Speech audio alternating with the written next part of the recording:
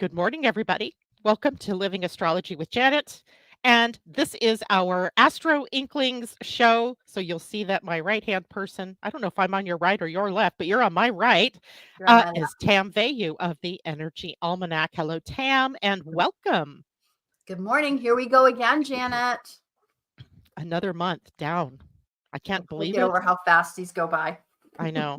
I fully expected that you were going to show up in costume today. Oh, you don't know me well enough yet. I don't do costumes very often. Oh my gosh. I thought about it and then I went, no, I don't feel like going through that whole, makeup thing and whatever. Plus, I'd have to go looking for the costumes. So Yeah, I didn't feel like doing that. no. But anyway, it is good to have you with me and talking all about what's happening for the month of November, which, as we were just talking behind the scenes, isn't explosive, but is not mild mannered either. So, Right. how do we characterize it? I think I asked you, like, do we see November as astro light? It's not astro light. There's a lot going on, but I guess I wasn't seeing it as like wildly impactful. And I think you're seeing it exactly the opposite. It's super impactful, even if it's more subtle, right? Or will it be Yeah. overt? So when you're standing at the edge of the pool and you're anticipating the dive or jumping in and how cold or warm it might be, but someone comes up behind you and pushes you in and the decision is taken away from you, right? Splash. That's what I'm feeling like for November. It's that final push, and it's a time where maybe not the explosion, but, a lot of jostling around, a lot of, trying to avoid things perhaps that are coming anyway, and that push into the pool symbolizes what I think November is, right? It's pushing The us push into the over. pool. Keywords, themes that from the Energy Almanac, the 2024 Energy Almanac: confusion and delusion. Seems appropriate. Yes, because I would say that in the midst of all of these things, there is this confusion. There's this state of which way are we going? Um, you know, we have basically, this is more political looking, but we basically have two sides. And whatever country you're in, there's these two polarized sides. One side sees it going in the wrong direction and that they have the answer to that, and the other side sees it the same way. And how do you get two sides like that to meet up? Right. And that is a big problem throughout the whole of the world, not just the USA, although, the USA seems to be emblematic of this problem at the moment. Well said. I think the USA is emblematic of most, how we go. We affect everybody else because, well, Yeah. for a lot of reasons. Yeah, for a So, lot of reasons, but that's how I see November. It's this push. yeah. And it gets crazy at times when that's happening, and my camera is falling, I don't know why. And at other times, it can calm down and it can give us a moment to tune in to our intuition and so forth. And November's a month like that. Yeah. Look, as we get ready to launch into what November is about, of course, we want to say good morning to everybody, but I also want to take a minute, if you don't mind, Janet. I want to describe to the audience about the new Energy Almanac here, but also Woohoo! here.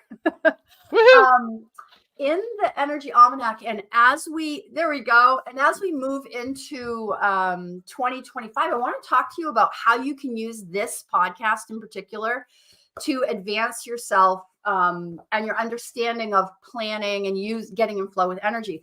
We have a new resource page in the Energy Almanac, and it's called the Month at a Glance. That's probably reversed for everybody, but it says Month at a Glance. I see it um, right. oh, okay, cool.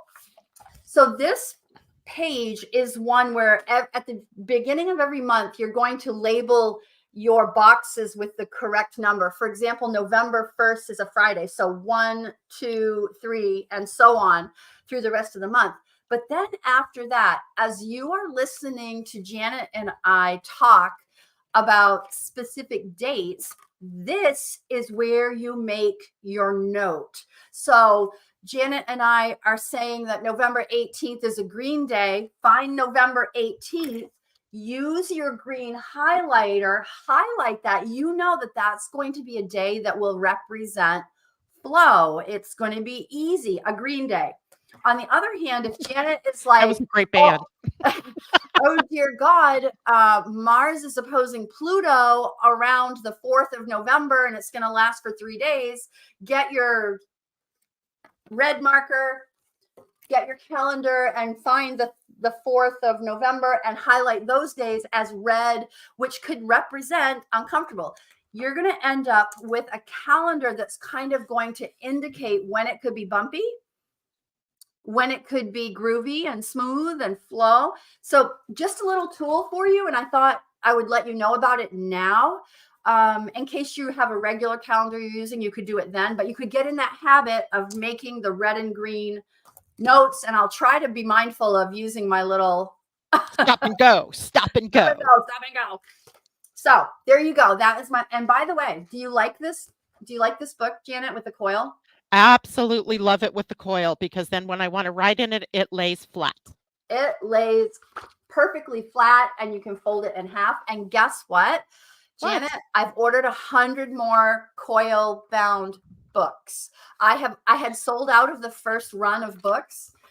So I've ordered 100 more books. If anybody who is listening wants to order these for family members for Christmas, there's only 100. Please let Janet know, or you can let me know, and we'll definitely reserve a book for you. It's going to take about 3 weeks for them to arrive to me, and then I'll start shipping them out.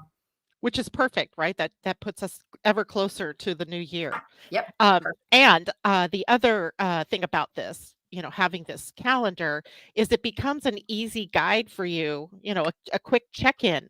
And I think as time goes on, maybe in December, I'll even show people how to put what their personal planets are for that day on this type of calendar, the big important things. Like, for example, Tam, you're a Virgo, so anything to do with Mercury, the sun's ruling planet for you, might be something you'd want to notate, like Mercury going in retrograde in November, right?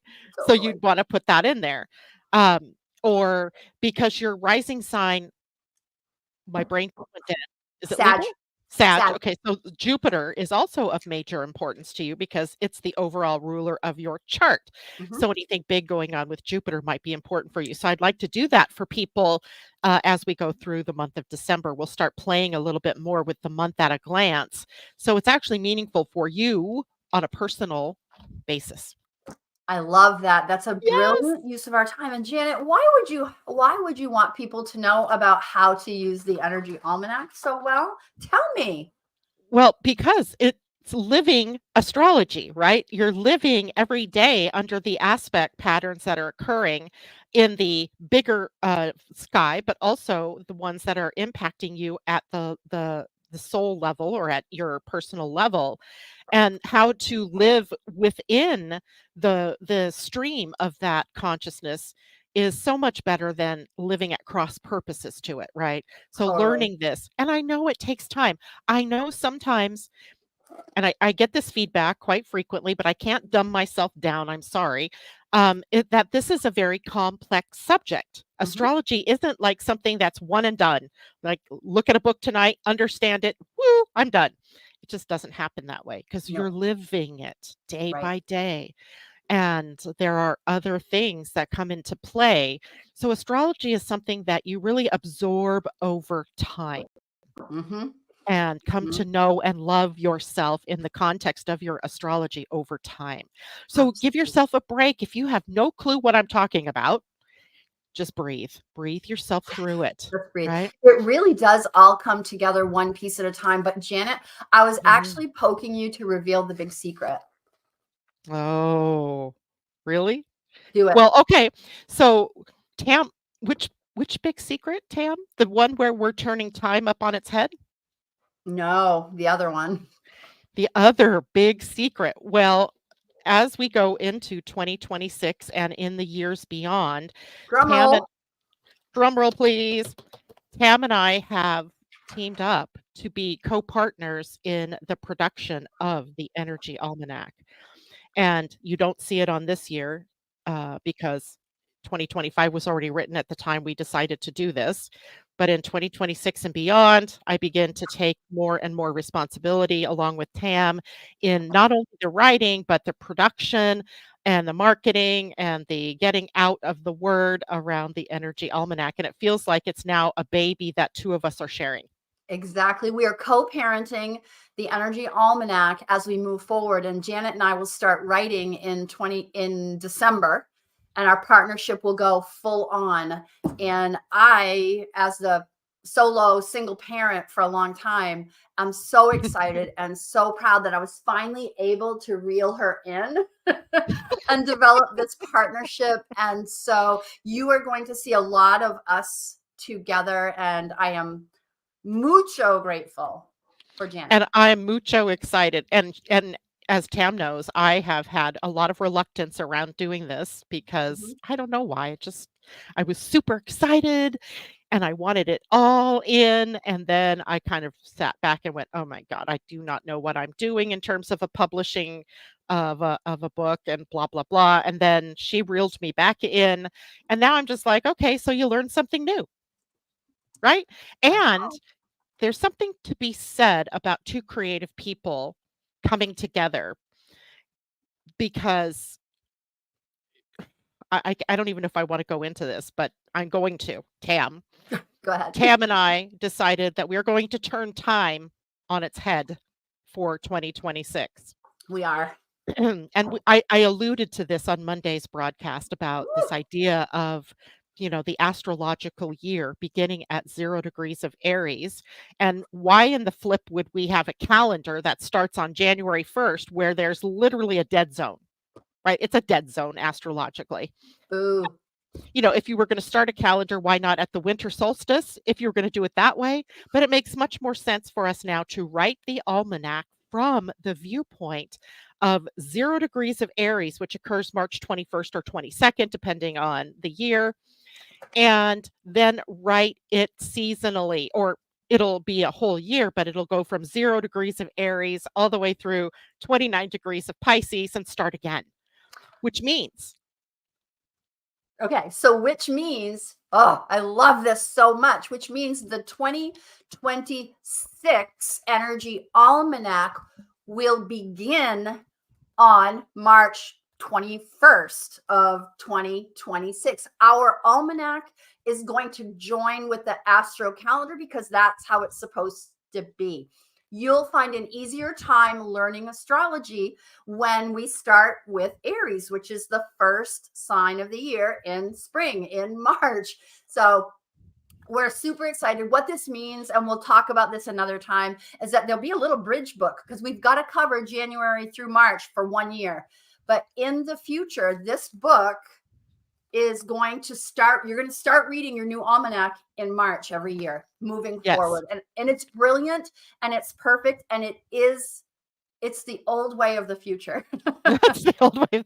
Absolutely. And what it does, you see, having a Gregorian calendar artificially put us out of the natural rhythm and cycle. Artificially. Yeah, artificially manipulated us to be out of sync with nature, out of sync with what was actually happening on a seasonal basis. Correct. And, like I said, January 1 is arbitrary. There is no anything that you can, sink your teeth into other than the fact that the Gregorian calendar says it's the first day of the year. Right. So why not start to put ourselves in the position of alignment with those natural times, the natural cycles of time? The whole reason that we do this podcast is to help people get into rhythm with the astrology that's going on. Why not move the Energy Almanac to be in rhythm all the time? So we are going to lead the future. We have other exciting things to share, but we'll do that. We'll do that over time. I know we want to get into November, but thank you for finally letting the cat out of the bag that Janet is now going to co-parent the Energy Almanac with me. Woohoo! Yeah, we've been sitting on that one for a while. And I've been wanting to say it, but originally we were going to wait until January. But why? I don't know. So, okay. And Pam says, will it have a human design graph of the planet movements for the month? Ooh. She's speaking my language. We will talk about we've got ideas brewing that it's probably going to knock your socks off. Sharon Little's asking about Ayurvedic seasonal tips. And I actually had one entire book with all of that in it. And I'm going to see if I can poke that writer again, because I love that stuff too. Very seasonal tips. Yes. We've got a lot to unpack around how this is going to change, and it's just going to amplify the book to the next level. And I don't know if Janet has told this audience or not, but the book is very, very truly international. We now have Canadian distribution, Indian distribution, France, Germany, UK, New Zealand, Australia. If you know people in other countries, please make sure you share the book. We're still going to do Western astrology. We're not going to use the 13th. Sorry. The sidereal. Yeah. But we'll talk about that too at times, because it's an important piece. But the whole idea is for us to rearrange ourselves around living in tandem with natural cycles of time, as opposed to some kind of, square. Really, it is almost a square between the old calendar and the one that we currently use. So beautiful. Yeah. And we also have space considerations within the almanac. So we have to be very circumspect about what we write. And so your ideas, your input is so important, because if that's something that you really are interested in, then that's what we want to make sure we write about. Right. So, and we also can do supplementary little books as well that supplement the almanac, that we can do that. So we'll see how it's going to play out. But thank you for all the amazing ideas. I think, Janet, we better talk about the new moon that's happening on Friday. Let's kick it off. Let's do, because this is an interesting new moon, as all the moons have been in the last year. It seems like there are some very tight conjunctions that are going on, or interactions between the moon and the planet Uranus. And of course, this new moon is no exception, with Uranus sitting at not new moon, I'm sorry, that's the full moon. Forget about what I just said. Forget that. The new moon is occurring at 9 degrees 35 minutes of Scorpio. And it makes it a very powerful moon for transformational purposes. So what do you want to transform in your life, right? It happens at 5:47 a.m. Pacific time, and 8:47 a.m. for those of you on the East Coast, and 12:47 p.m. for the European Universal Time Zone, which means we're all experiencing it on the same day. I like it when that happens. It's easier for me to explain to someone why it's not happening on November 1st and 2nd. And this one is a trine. That's where it was. It's a trine to Saturn. So there's beautiful harmonious blend of depth and emotional intelligence, or resilience, perhaps, with a steady approach to the changes that are happening within our lives, but also within our society and culture. So it's a regenerative kind of new moon, as Scorpio is a sign of regeneration, sort of the whole death and rebirth process. And so it becomes a time that's ideal for setting intentions that are both emotionally meaningful for you, and also practical, achievable, practical ability to be achieved practically, let's say. So the dynamic itself is pretty powerful. Oh, I know what else I was going to say about this moon. This one is happening at the gate 44 in human design. The gate 44 is a fear of the past repeating itself. It's about patterns. And so I think this new moon really ties us into the recognition of patterns in our lives. I even woke up thinking about this morning. Not the gate 44, but about patterns that have been repeating in my life. And I was tying it to, say, like quarter cycles of Saturn. And then I went, you know what? I don't need to know what the exact cycle is that's repeating, but that some patterns are repeating from the past. And what patterns in the past do is they trigger you when you start to see information, or you observe things that are happening in your life that are about the same as what happened before, and you start to predict, oh, now there's going to be this financial blow up, this health problem, this career change. And of course that creates fear. So the gate 44 is about the fear of the past. And this new moon at that gate gives us an opportunity to kind of clean up and transform those old patterns so that we can move on, creating what's new, what's exciting, and what's possible, and what will help us thrive versus just surviving. Mm, mm. Love those glasses. Oh, thanks. I love them too. I'm looking at, I pulled up the chart for this moon and I'm looking at Mars opposite Pluto. Want to go Yeah, there? we can go there. That's Is actually exact on the 3rd, but it but looks pretty darn close right, already. on my chart, on my moon chart, it's showing it as available right there. Yeah, it's 2904 as of the new moon, Yeah. and Pluto 2945. So they're both in the 29th degree. Yep. And to me, this is something that it makes this is the month. This is the reason why at the beginning of the show I said, it's like when someone pushes you into the pool, Yeah. the surprise, the shock that of, jumping in. Because Pluto across from Mars is kind of explosive that way.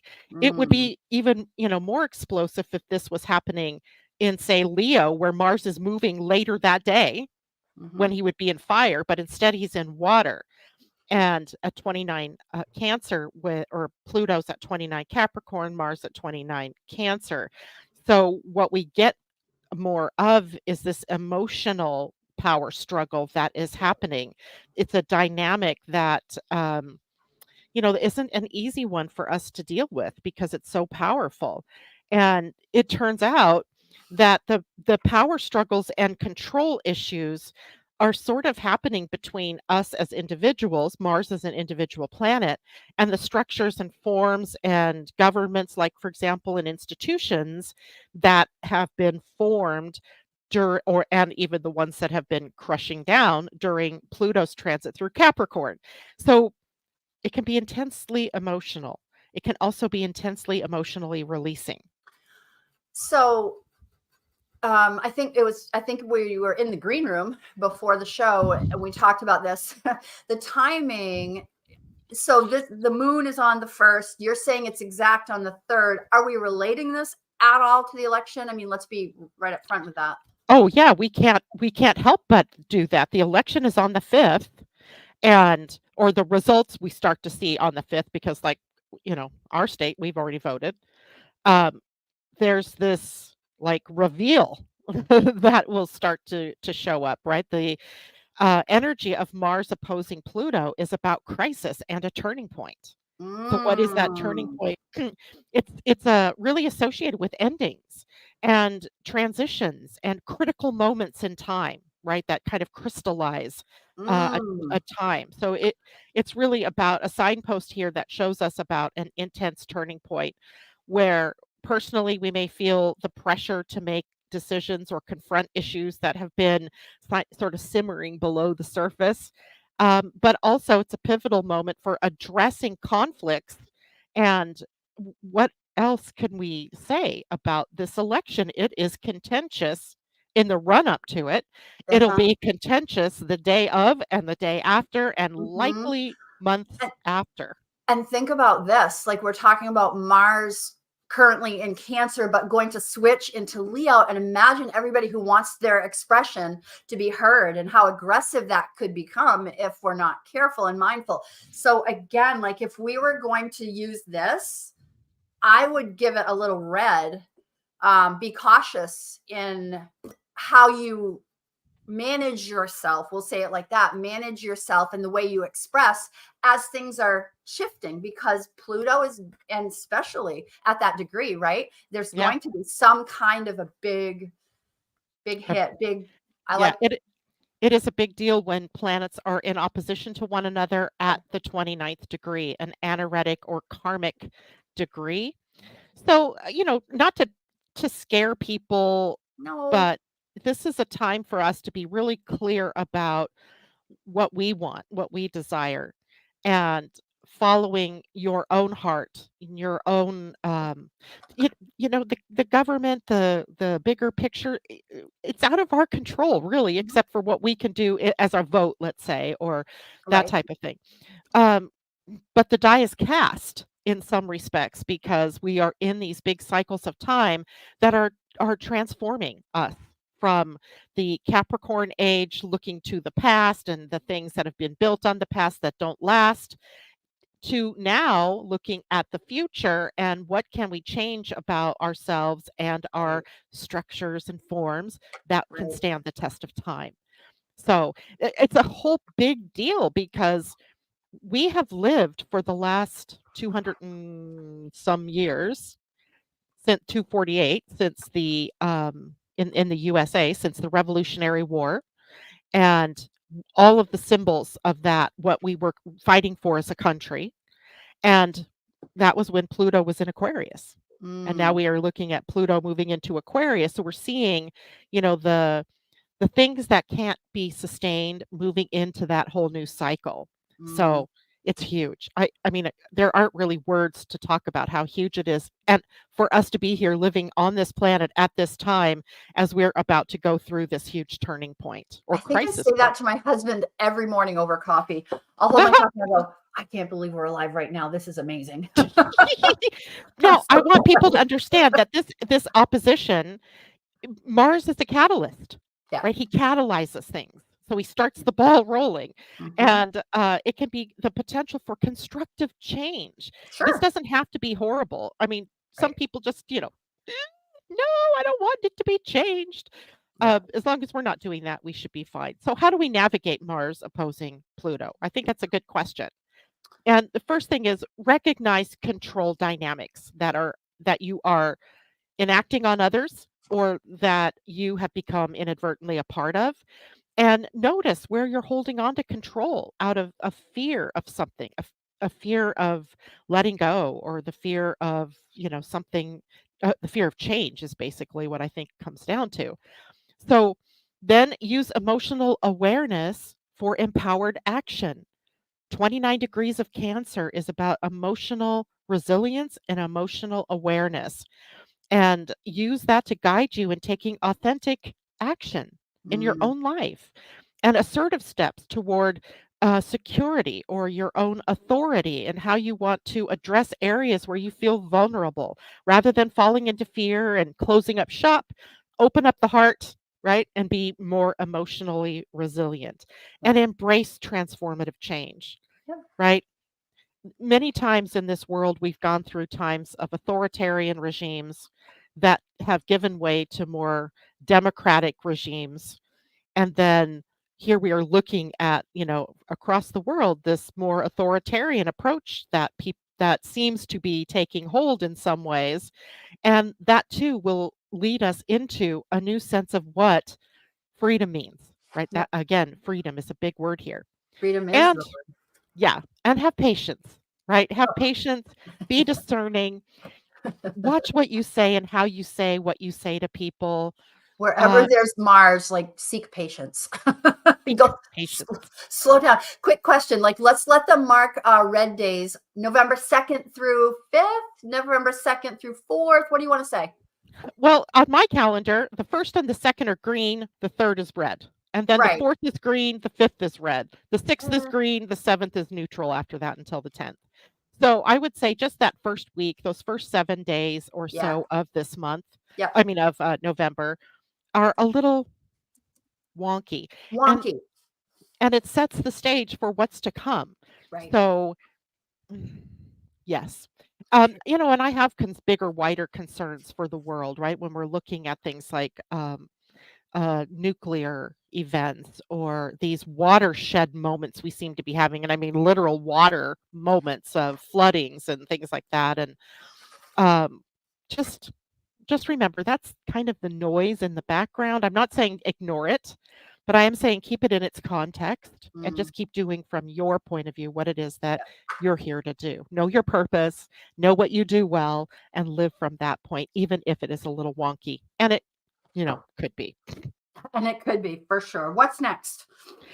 Well, one thing we skipped on the second is Mercury's move into Oh, right. Sagittarius. Yes, that's So right. I want to talk, yeah, I want to talk about that a little bit because Mercury in Sagittarius is not in his favorite place, and then he's going to retrograde in Mm, Sagittarius. So okay. everybody needs to know that we're entering slowly into the retrograde zone. That Yep. starts on the 7th, actually, of November. Yep. But Mercury in Sagittarius is expansive and optimistic. So we have reason to think bigger and see things maybe beyond just what it is our eyes are seeing. Hmm. There's something bigger going on. Hmm. But Mercury in Sagittarius also has a truth seeking piece, Exactly. That's the part that always makes me giggle. Like, uh-oh, here comes all the truth.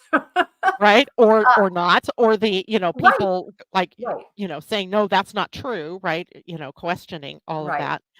But when Mercury's energy shifts into this, it's about exploring new, bigger ideas, broadening your perspective, seeing things from the higher perspective, right? Not just the limited. What can my eyes, ears, Right. nose, mouth see, hear, taste, touch?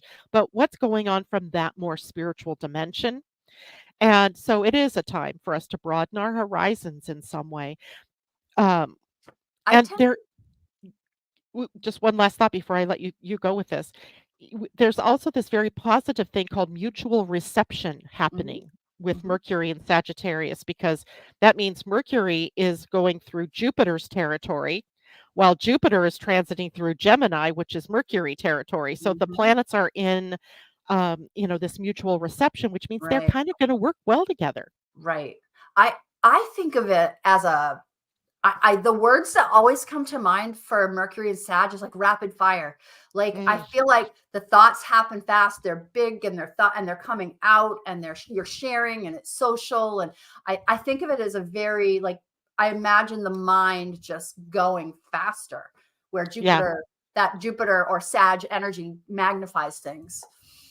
Yes, it does, but it also brings more direct and honest Right. Oh communication, yeah, very like right? that arrow, vroom, direct. Yeah. So while that can be a really good thing, right, for transparency and for, living in truth, it can also hurt people's feelings if you become blunt Yep. and hurtful Yep. with your words. So make sure you're not using words as swords or, Right. weapons, but making sure that you're direct and honest in all of your communication. um, there is a risk of overlooking details when you're so big, right? When you're so much out here in the broader scope of things, you can miss the tiny little pieces. So watch out for that.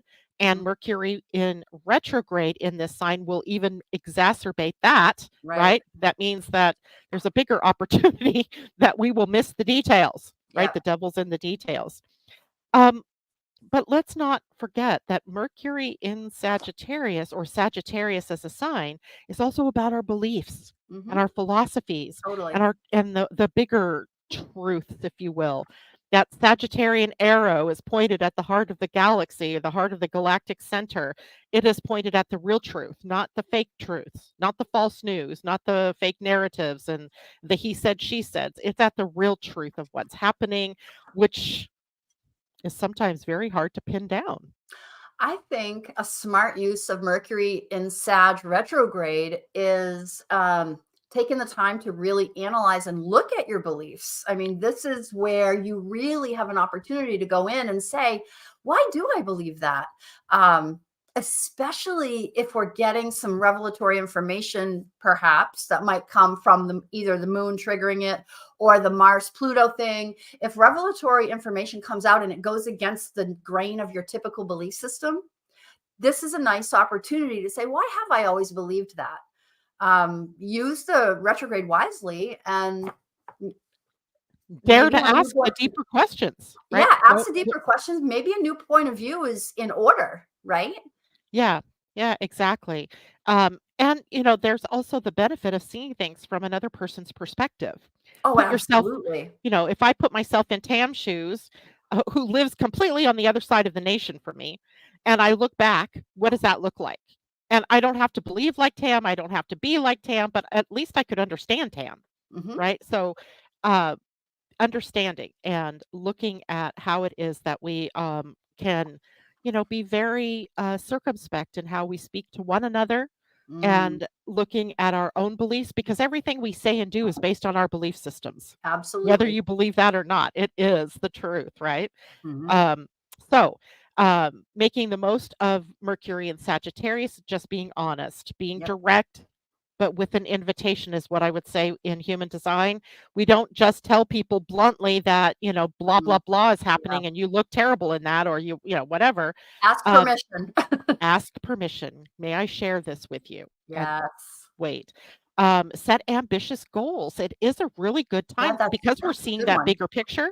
Yep. Set goals for, your for wherever Sagittarius is in your personal chart by house. That would be the area of life where all of this can be realized, or where you can take direct, action on goals.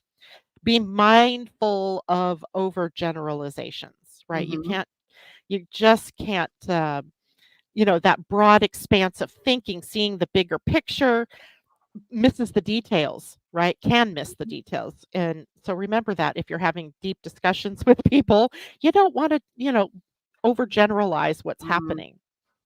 And Hold on. Let me just stop for a second right there. ye- Overgeneralizing. When you start a sentence with always, I always, you always, every time. Those are words that are generalizing an idea. Be mindful about that and catch yourself. That's a little coaching tip for you. Whenever I have somebody who says, oh, that always happens to me, I never seem to. Never is a generalization and not the truth. So, again, we're in truth telling season. Be honest with yourself. be honest with yourself. And then just remember that as we get to the end of the month, Mercury actually retrogrades. Mhm. So he'll be in Sagittarius. I believe he's at the 22nd degree at that point in time and retrogrades back to the 6th degree, which means that when he turns direct in December, he is covering that just about the whole sign of Sagittarius again. So that'll put us into January before we clear this Mercury retrograde cycle. So, ugh, just be aware that this is going to be the rest of the year and Mhm. into January energy. Now, there was a question, Tam, in from Pam that says, "Is your information on the 29-degree Cancer a Sabian thing?" No, it wasn't. But that made me go, okay, let's look at the Sabian symbols. And that is coming from my book, An Astrological Mandala by Dane Rudyard, or anybody. You can look up the Sabian symbols, and the Sabian symbols were created, channeled essentially, for each degree of the zodiac, right? So when we're looking at a 29th degree in the Sabian symbol, we're actually looking at 0 degrees of the next sign. So we're bridging two karmic degrees here. So I just looked at, I just closed it, of course. So Mars will be at what in this book will be, oh no, 30 degrees of Cancer, sorry. And it says, you remember the whole discussion about the Revolutionary War and all of that? Um, the verbiage is a daughter of the American Revolution.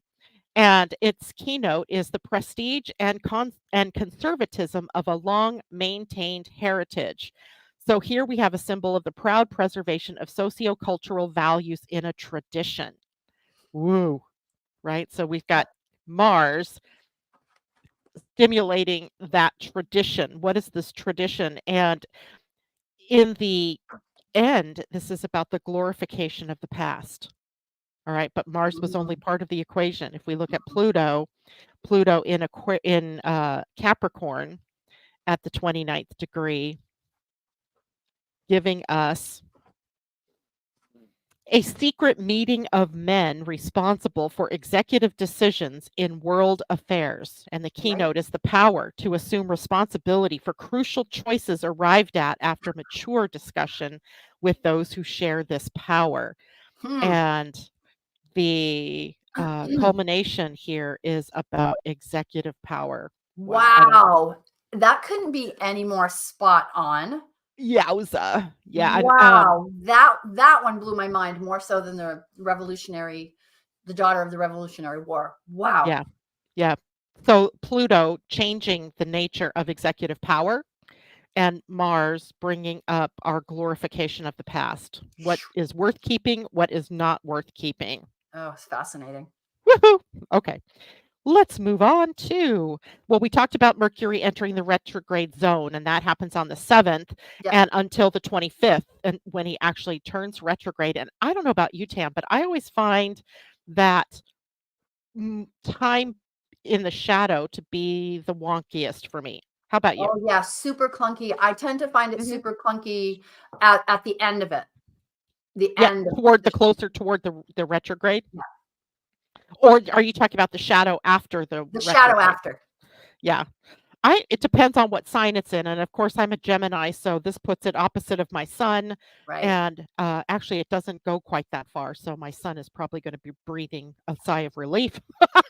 And, the, energy, though, of the retrograde is sometimes more pronounced in the pre-run and in the post-run, but don't discount those couple of weeks, 3 weeks that he is in retrograde either. It's a very long-term time, but for us to go inward, right? To be able to reassess or reimagine, evaluate, whatever it is that we can do from a more, inner world expression.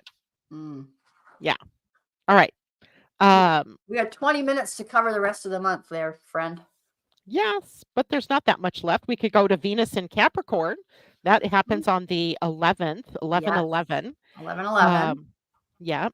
And Venus in Capricorn is she always, when she gets into Capricorn, she reminds me of, there was a video, I think it was back in the 80s, and the song was Simply Irresistible. Oh yeah. Okay, and all the Oh women in yeah. the back with their guitars and Yes. that's I what can see the Venus, whole thing. yeah, Venus in Capricorn always reminds me of that for some reason, right? So It's funny. femininity, but in her business look. Right. Oh my gosh, that's hilarious. Yeah. Now she'll be in Capricorn from November 6th until November 11th until December 6th. Yep. So just almost a month. Yep. And the theme, of course, because Venus rules relationships and we put her in a sign of structure and form and business, Mm-hmm. means that we are really committing, looking at the commitment to our long term relationships. It's the Um, seriousness inside of relationships, right? yeah, it's the more business aspect, the agreement, the contract Right. The that we contact, yes. have. Ooh, good one. Um, yeah, and I think because Venus rules partnerships, Venus rules those agreements and commitments, that it's a great time for us to take a look at how we might streamline those commitments. Is there, some degree of change that needs to happen within that relationship that would be more, that would, better structure it in terms of, what we've agreed to do in together, Mhm. typically in our romantic relationships when it is Venus, but because she's in Capricorn, our business relationships are also a part of that. Would you say in this under this influence that joint money might be like how we use and structure our money might be at play? Those I conversations? Yeah, I think there's a big conversation that can be had around financial Yeah. discipline and security at Yeah. this period of time, because Capricorn is a sign that is associated with ambition and drive, right? Yeah. And practicality. It's an earth sign. Mhm. And Venus here places that spotlight on financial responsibility. Right. So being fiscally responsible, maybe a time of budgeting or, plugging the leaks in your budgets and things like Right.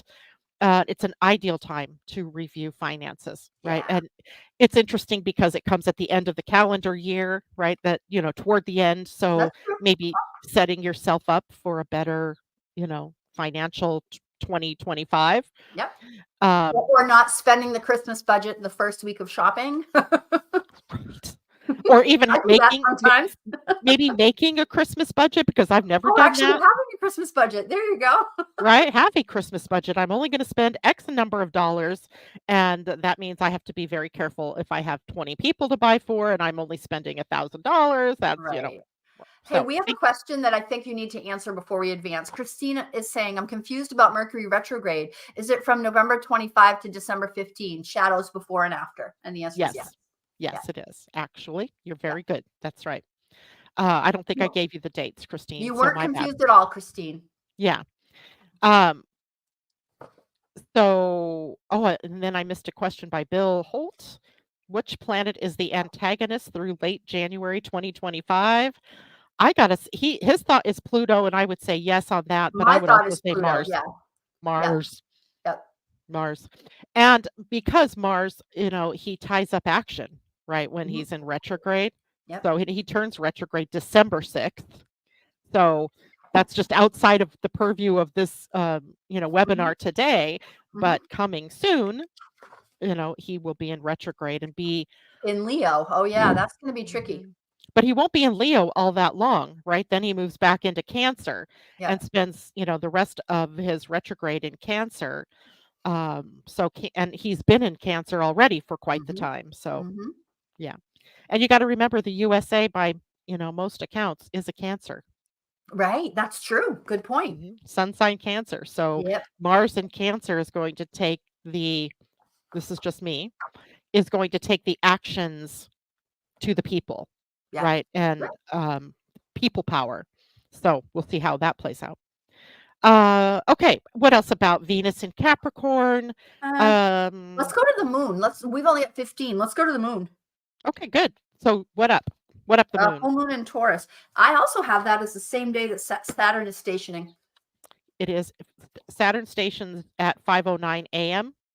and the full moon is in the afternoon. So just a few hours before um, the full moon, Saturn stations, and anytime a Whoops. planet stations, either direct or retrograde, things are wobbly, wonky, upset, upside down, crazy.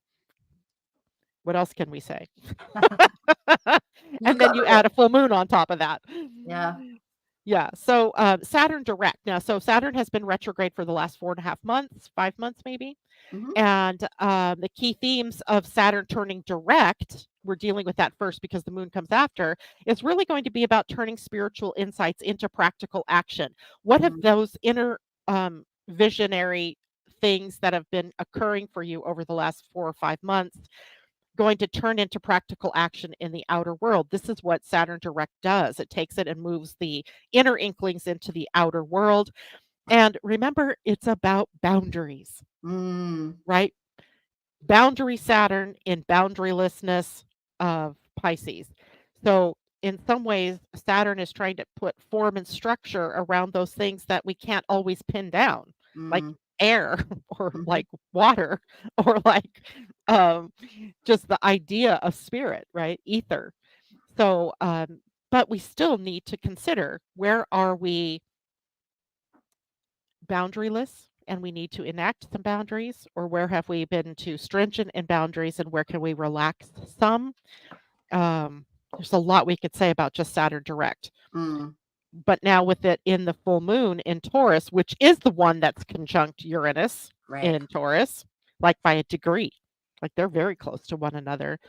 And it's also in a semi sextile to Eris. Eris, the goddess of discord, is in Aries, the god of war's territory, and she is in a tricky position with that full moon. So we have discord and we have upset, we have the unexpected, we have the aha moment, the revelation, all coming together.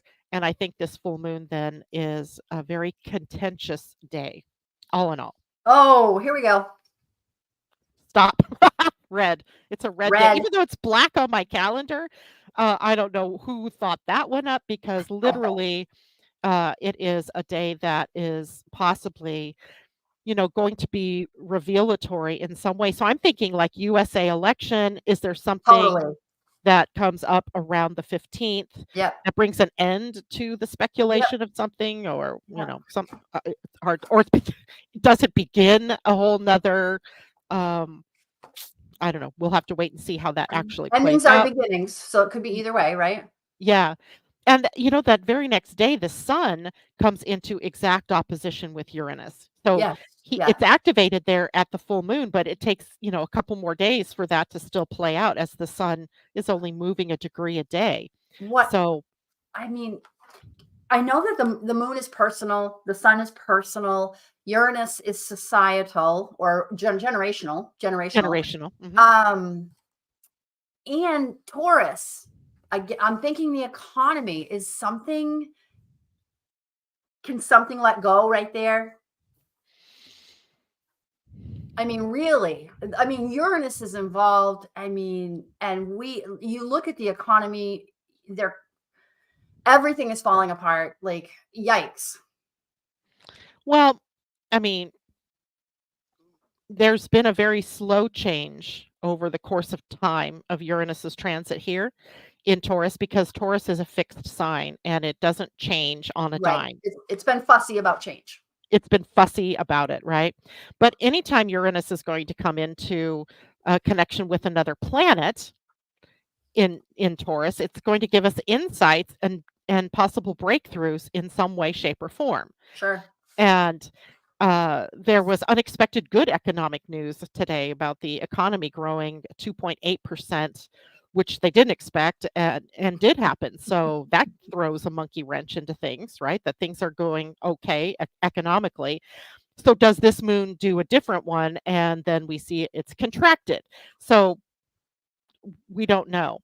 But what we can say is that the full on passage of Uranus through Taurus has been about liberating us ourselves from outdated money and economic Right. cycles. So Right. we have to do something new because they're not working. It's not Right. working, right? Right. So and because Taurus is ruled by Venus, we're also looking at our values. What Mm-hmm. are our values? Mm-hmm. And it's a potent time then all the way around for us to I think somehow in this country and likely all around the world that we are not living in alignment with our stated values, Totally. right? And you can't if that's not sustainable. That is not a sustainable way to live in a marketplace or to live in general. So we have change on the horizon, innovation, and a different way of engaging with the economy or But with let's look at Uranus as it relates to the sun, opposing the sun, right? Sun mm, represents leader. I just keep thinking, like, to me, this our current system is going to break at some point soon. I mean, oh everything is leading up to it, and I'm just wondering, like, a leader, maybe somebody, maybe an announcement, you know? well, I was just listening to a video before you and I came to talk this morning. And the guy is like, all into, he's not into UFOs or UAPs as they call them now, but he's really thinking that with the Pluto's move into Aquarius and in the next Right? year, some very big revelations around the technologies of other worlds and how Totally. we are involved with that. And it's just fascinating to think about because we become more galactic, and that could be something that we see as a result of the age of air, with Sure. Pluto and Aquarius and so forth. Totally. So, a lot of things have to break down though still in order for us to do that, or break through in order for Breakthrough. us to do that. Yeah. And, with Eris involved with this full moon, it's likely going to be some kind of confrontation. Ooh. What does that look like? Anymore, I cannot predict what it's going to look like, but I can tell you that, if we look back 10 years from now at this period of time and how money plays out, how the economy plays out, how the US dollar plays out, or how the BRICS nations or the other euros, or not euros, what's that called? The EU, how all of that plays out, I think it'll be a complete different um, Totally. format that we're looking at. So, Totally. I've been watching the development of cryptocurrencies for a dozen years now, and it's just been remarkable over the last 10 years in particular, how they have just grown in enthusiasm by the masses, people accepting yeah, them. And yeah. now, gosh, we're using them for cross-border payments at international banking levels. It's incredible and very, very exciting to see. And I think Uranus has done its job inside of Taurus. Um, Yeah, Even though definitely. Taurus, I mean, we've gone kicking and screaming. The masses have gone kicking and screaming toward it, but it's happening. It's just Yeah. exciting. It's exciting, but it's also a little scary because, of course, anytime we change into something new, Sure. then it's tempting for the government and Of course. other um, people to come in and try to control it, Yeah. right? And manipulate it. So we have to be mindful of the potential for all of that. And essentially, what Uranus would say is to liberate ourselves from that level of control. He's the Yep. liberator, right? Yep. So, how to make the most of the full moon is really going to be about examining where you are resistant to change Yep. and innovation, and where you have like dug your heels in and said, "No, not me." Right? Like I was an early investor in cryptocurrencies, like Me right too. at the very beginning. Me But too. so many people are like, "Yeah, no." Like my son-in-law, he's like, "Yeah, no, it's not going to last." But he's a Taurus too. that's Oh, yep. that's There you even go. No, funnier, I totally see right? it taking over. Right, dragging his feet, but Yep. eventually, it is where we're headed, and, Yep. the technology behind it, blockchain technology holds the key for a lot of things. It sure Um, does. And yeah, it does. Blockchain is everything for our future, for I think everything, so for too, and voting, for everything. Yep. yeah, it's more secure, more, Yep. stable, Totally. and, yeah, can we harness its energy, for good? Yep. I wanna bring up one other thing, is this idea about clean energy, right? Hmm. Right now, we're hearing a lot about, the lithium mining and how that Yes. is so terrible to the environment, yet if we wanna run clean, energy electrically, then lithium is a part of that. But what people haven't really been paying attention to is this idea of nuclear fusion as opposed to nuclear fission. Right. Nuclear fission is explosive and lots of problems, but nuclear fusion, they've already done that in a very limited way. And I feel like our future around sustainability, which is a very Taurian theme, is on its way in during Pluto and Aquarius as well. Yep. So we have lots of big changes that are happening, and and they tend to happen in fits and starts. Yeah. So and thankfully, right? Because if we changed everything today to cryptocurrency, what do we do with all the dollars? Yeah. What do we Yeah. do with all the coins? Right? We Yeah. we need to be able to do these things incrementally, Sure. but it starts with your mindset. Hmm. Starts with your belief patterns and things like that. Totally. So, um, with the full moon again, going back to that, stand up for your values, Hmm. right? This is an important theme as Taurus is the sign of your values, our relationships, and our money. Expect the unexpected. Yep. That's probably the number one thing under this moon. Expect the unexpected. With Uranus so involved in this one, I agree. Highly. Yeah, just expect the unexpected and release any attachments that you have to comfort zones. I think Yep. we're going to be in a very discomfort zone for the Yeah. foreseeable future. And yet, there are moments. I think the opportunity is to create a new stability. What does a Sure. new, stable, secure world look like? What And, if we all dream into that? That's a yummy exercise to do under that moon. What does mhm, stability look like, not just for me, but for my community, for my country, for the world? I love that, Janet. yeah, and that takes time to come through. I mean, Pluto is going to be in Aquarius until 2044 now. Right, when Pluto. Yeah, November 19th, he moves yeah, into Aquarius for the last, pass of his, going through Capricorn, and, there's a transformation of social structures and collective power that is occurring has been occurring as a result of Pluto's transit through Capricorn that will bear out as we start to really move into these next 20 years. sure. And but there's a lot of technological innovation, but we can't do that without ethical considerations. Absolutely. And I think that's the piece right now. All this technology is so exciting and AI and blah blah blah, but have we really looked at the ethics behind it? So Mm, that's another theme coming up, over the long term. But grappling with that is something that we can't afford to pass by. We right. have to. We have to be able to do that. Yep. Um, anyway, revolutionizing individuality and freedom. What Yeah. is that, right? Ooh, right. Aquarius does value individuality and self expression, but here's the key is that it empowers and individualizes the margins, the outer margins, and moves them so more into the center. Right. So, we're going to hear more about the things, the ideas, the fringes. So maybe I'll start a fad by wearing fringed clothing. Um, like the hippie style, right? The leather. Yeah, let's do Yep.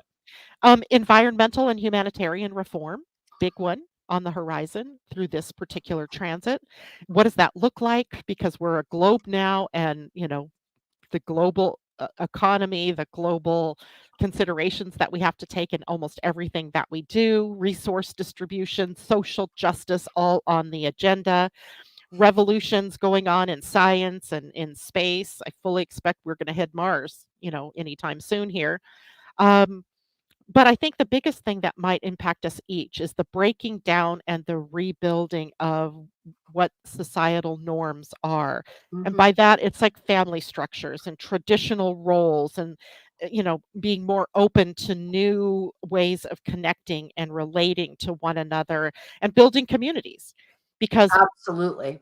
it's the community level that is empowered during the next 20 years. It is the grassroots movements that are empowered over the next 20 years. And that brings, innovative ideas of how we work together, how we live together.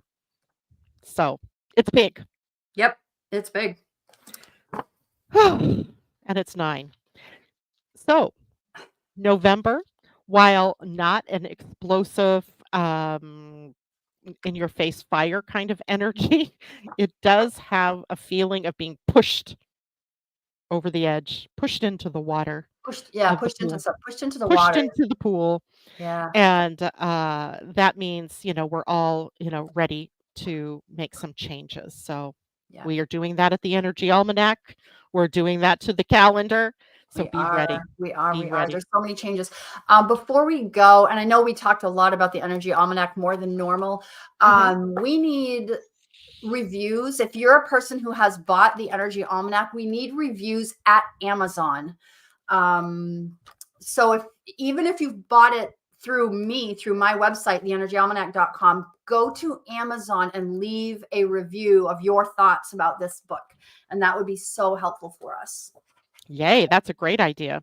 Helps us move up in the standings, and I saw that we were already, like, A moving. bestseller. A Yeah, bestseller, yeah. we made it Eh into the bestseller category for journals and almanacs. That's a yes. really, really big deal. Not easy to do. So that means we got it under the number 100. We were actually, we got down as low as number 47 out of Woo! the hundreds and probably thousands of almanacs available and journals. We did it. So that was a big deal. And thank you all for helping get me there.